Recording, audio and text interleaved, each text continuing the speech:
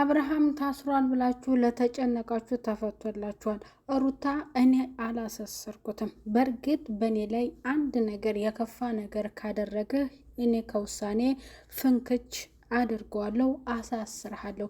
ይህ የዳኒ ሀሳብ ነው እንጂ ዳኒ ነው ያሳሰረ፣ እኔ አይደለሁም። ሀሳቡን እያመጣው እሱ ነው ብላ ሩታ ግግም አለች። ትላንትና ያለችው ነገር ሌላ ነው፣ ዛሬ ደግሞ ያለችው ነገር ሌላ ነው። ሄርሜላ በጣም ደስ ብሏታል። ስለመጣልኝ በጣም ደስ ብሎኛል። ግን አንቺ ተግባርሽና ድርጊትሽ የተለያየ ነው። ያደረግሽው ነገር በጣም ቢያሳፍርም ግን እንዳሰብሽው አልሆነም። ያው አብርሃም መጥቶልሻል በማለት ደግሞ ሄርሜላና ሩታ ሌላ ነገር ጭቅጭቅ ተፈጥሯል። እሷም ሌላ ነገር ብታደርግ አሁን በድጋሜ አልተውም የማለት ሀሳብ ነው የተናገረችው። አብርሃምም ምንም ማለት አይደለም፣ መልካም ሰው ያው የሆነ ነገር ይበዛበታል፣ ፈተና ይበዛበታል እያለ ነው። ለአንድ ቀን እንግዲህ ከካሜራ ደበቅ በማለት ይችን ሀሳብ አንጥቷታል ማለት ነው። በጣም አሪፍ ነው። ግን እንዴት ነው ሌላ ባዳ ሰው በእኔ ባለ የመወሰን መብት ያለው? እሺ እንዴት ነው ያንን ሀሳብ ደግሞ ሚስት የተባለችው ዝም የምትለው ማለት ነው? እና እናንተ በእናንተ ቦታ ብትሆኑ የምትፈርዱት ወይንም የምትሰጡት ሀሳብ ምን ይሆናል? እውነት ታደርጉታላችሁ? ይሄን ነገር ሌላ ሰው በእናንተ ህይወት ገብቶ የመወሰን መብት አለው ወይ? ይህ በጭራሽ የማይደገፍ ሀሳብ ነው። በእርግጥ እኔን አንድ ነገር ካደረክና በእኔ ላይ ሌላ ነገር ካሰበ እኔ ከውሳኔ ወደ ኋላ የምመለስበት ነገር የለም፣ አደርጓለሁ ብላለኝ። ያንን ደግሞ አርፋሽ ብትቀመጭ ይሻለሻል። ከዚህ በላይ ያደረግሽው እኮ አሁን ትላንትና የተናገርሽው ነገር እንዳሳሰርሽ ነበር። 2 ድል አደረግን ብለሽ ነበረ። ያም በእግር ኳሱና እንዲሁም ደግሞ በአብርሃም መታሰር ነበረ። የዛሬው ሀሳብ ደግሞ ሌላ ስለሆነባት ሄርሜላ በጣም ደንግጣ ነበረ። የአብርሃምም ወንድም ኤፍሬም ደግሞ ሄርሜላ ጥፋተኛ ናትና ሄርሜላ የደበቀችው ነገር አለ። ሄርሜላ እውነቱን እንድትናገር እፈልጋለሁ። ወንድሜ ለእስር የአበቀውና ለመታሰር የደረሰው ያንን ነገር እሷ ታውቃለች። ምክንያቱን እውነቱን ትናገር ብሎ ለእህቱ ለቡዜ ተናግሮ ነበር። ቡዜ ደግሞ እሷ በጊዜው የተፈጠረው የሁለቱ አብሮ መሆንና የተፈጠረው ስህተት ለእርግዝና ተጋልጧልና ያ ነገር ትክክል አልነበረም። ግን ደግሞ ያትላንትና ነው በቃ ይለፍ። አሁን ወንድማችንን እናስፈታ፣ ይህንን ብቻ ተባበረኝና ወደ እስር ቤት ሄደን ወንድማችንን ይዘን እንምጣ በማለት ደግሞ ቡዜም ለወንድሟ ተናግራ ነበር። በዛም ሀሳብ ኤፍሬምም ተስማምቶ ነበረ። ሩታ የምትናገረው ሀሳብ ጥሩ ነው ብሎ ሩታን ለመደገፍ ፈልጎ ነበረ። እነ ቤቲና እንዲሁም ዳኒ ደግሞ ከሩታ ጋር እየሆኑ በአብርሃም ላይ የሚሰጡት ነገር ያ ነገርም ትንሽ ቢያበሳጨውም ግን ሄርሜላ እውነቱን እንድትናገር ፈልጋለሁ፣ የደበቀችው ነገር አለ በማለት እህቱን በጣም በስሬት ነበር የነገራት። ቡዜን ደግሞ በሄርሜላ ላይ ምንም አይነት ሀሳብ እንዳትሰጥ ስትል ደግሞ የገዛ ወንድሟን ኤፍሬምን ተናግረው ነበር። ታዲያ አብርሃም ተፈቶ ዛሬ ከሄርሜላ ጋር ተገናኝተዋል። እሷ መታለች ማለት ነው፣ ሩታም መታ። በዚያ ምክንያት እኔ አሁንም የማደርገውን ነገር አደርጋለሁኝ፣ የማድረግ መብት አለኝ እስከ ማለት ድረስ ነው ግትር እያለች የተናገረችው። ሁለታችን አንድ ጋር በሆንበት ሰዓት እየመጣሽ አንቺ ነሽ ህይወታችን ለመበጥበጥ የምትፈልጊው ወይም ምን ያድርግሽ? አንድ ሰው ከራቅሽ እና ከተለየሽ ከዛ ሰው ጋር ምን ታደርጊያለሽ? ደግሞ ለልጅሽ አባት ይህን ያህል ነገር ለልጅሽ አባት እንደዚህ አይነት ነገር ጭካኔ መፈጸም የለብሽም ነበረ። አንቺ ለሱ የማትገቢ ሴት ስለሆነሽ የምትሰራቸውን ተግባሮችና ደግሞ ስራዎችሽን አይተናል ስትልም ሄርሜላም ነግራታለች ማለት ነው። ቤተሰብ ሰላም ጤና ይስጥልኝ። ውድ እየተከበራችሁ የቻናሌ ተከታታዮች ቤተሰብ በሙሉ በያላችሁበት ሰላማችሁ ይብዛ።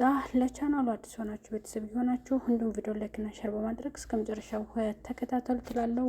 አብርሃም የሄርሜላና የሩታ የሁለቱ ጭቅጭቅ ደግሞ በጣም ይገርም ነበረ። ምክንያቱም ሩታ ዛሬም ውሳኔዋ በእኔ ላይ እና እኔ አጠገብ ካደረስህ እኔም ውሳኔ የማይቀር ነው አንቺም ጭምር ብላ ሄርሜላንም ዝታባታለች ማለት ነው። በእነሱ ወይንም ደግሞ በዳኒና በቤቴ ውሳኔ አብርሃም እንደታሰረ ነው የተናገረችው። እኔ አይደለሁም ሀሳቡን ያመጡት፣ እኔ ብደግፍም ሀሳቡን ያመጡት እነሱ ናቸው አለ። የእነሱን ሀሳብ ተደግፋ ነው ሩታም የተባበረችው ማለት ነው። ይህ እንግዲህ ተገቢ ያልሆነ ነው፣ መሆን አልነበረበትም። ያው ለአንድ ቀንም ቢሆን ታስሮ እንግዲህ ተፈቷል ማለት ነው። የአንድ ቀን ውሎ ካሜራ ፊት አብርሃም ስላልቀረበ ማለት ነው። ቤተሰብና ሙዳቸው በዚህ መልክ እየተሰራ ነው። በጣም ደስ ይላል። በሌላ በኩል ደግሞ የኤፍሬም ጉዳይ በሄርሜላ ላይ ቅሬታ አለኝ፣ እንደውም እሱ የደበቀችው ነገር አለ እስከ ማለት ድረስ ነው የደረሰው። ቡዜም በጣም ተቃጥላ ተንጨርጭራ ነበረ። ሩታን በጣም ዝታባት ነበረ። በትላንትናው ዕለት አንቺ በቃ ሁሌ ጭቅጭቅና በዛ አካሄድ ነው የምትሄጂው፣ ምንድን ነው የሆነ እልህ መገባባትና እልሃችሁን ደግሞ ብድር እየተከፋፈላችሁ ነው እስከ ማለት ድረስ ነበር የፈለገችው።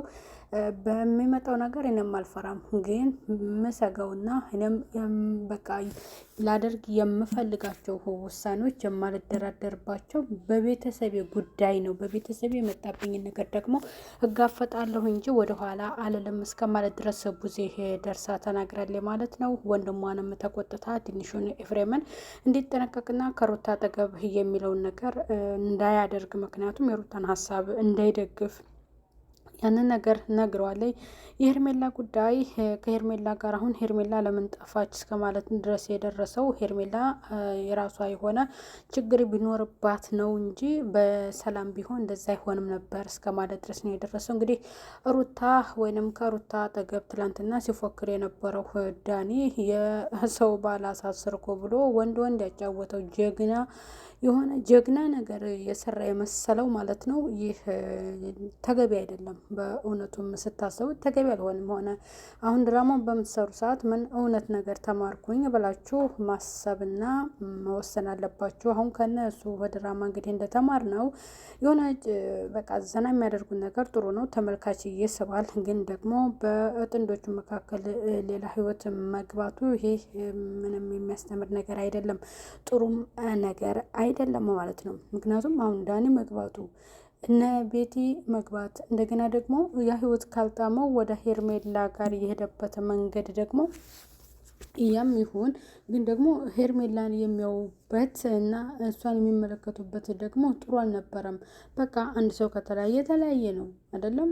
ይሄ እንዲህ አድርገው ባልሽን ክሰሽው በባልሽ ላይ የሆነ ከሌላ በልጅሽ አባል ሌላ ነገር ጥላቻ ነገር ፈጽሚበት ማለት ይሄ ለእሷም ጠቃሚ ያልሆኑ ጓደኞች ናቸው። እና ሩታ ከቤትና ከአብርሃም ከቤትና ከዳኒ ርቃ የራሷን ህይወት ብትኖር መልካም ነው። እንግዲህ የተጨነቀችው እና በጣም የተናደደችው አዲሷ ሙሽራ ሄርሜላ ያው ባሏ ተፈቶላታል። እንኳን ደስ ያለሽ። እንግዲህ እርግዝናውን ገፋ ገፋ ያደርግና ወልደሽ ለማቀፍ ያብቃው እንላለን ቤተሰብና ያው ጥሩ ነው፣ አካሄዳቸው ጥሩ ነው። በቃ የራሳቸው ሙድ አለ፣ የራሳቸው የሚሄዱበት መንገድ ምናምን ተመልካችን የሚስብና እነሱም ፈታ ብለውበት ዘና ብለውበት ብዙ ጓደኞች የሚያፈሩበት ቪዲዮ ስለሆነ የሚሰሩት ይህ አካሄዳቸው በጣም ደስ ይላል ማለት ነው። ምክንያቱም ሁሉ ተጨንቀው ምናምን ነገር የሚሰሩት አይደለም።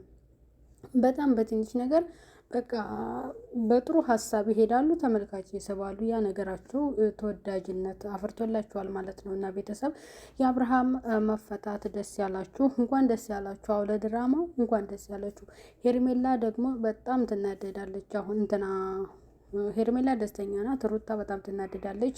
ያው ሌላ ከነዳኒ ጋር ደግሞ ሌላ ጸብ ሊፈጠር ይችላል። ምክንያቱም ይህንን ያበቁት እነዳኒ ስለሆኑ አሁንም ደግሞ ስለተፈታ ማለት ነው። ቡዜም ተመልሳ ያሰብሽው አልተሳካም፣ እየሄድሽበት ያለሽው መንገድ ደግሞ ትክክል አይደለም እና አርፈሽ ብትጠነቀቂ ይሻልሻል፣ ህይወትሽን ብትኖር ይሻላል። በልጅሽ አባት ላይ እንዲህ አይነት ውሳኔ መወሰንሽ ጥሩ አይደለም። አብረውሽ ያሉት ገደል ሊከቱሽ ነው እንጂ ሊጠቅሙሽ አይደለም ብላ ቡዜም ንግግር ታውቃለች ደመቅ አድርጋ ጨመርመር አድርጋ ወደ ሩታ ጋር ተመልሳ ልትናገር ትችላለች።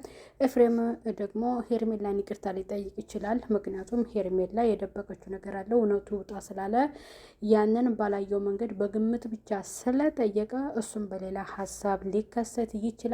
ዳኒና ቤቴ ደግሞ የሰሩት ስህተት የሰሩት ነገር እውነታ ስለሌለው በስራቸው ያፍራሉ።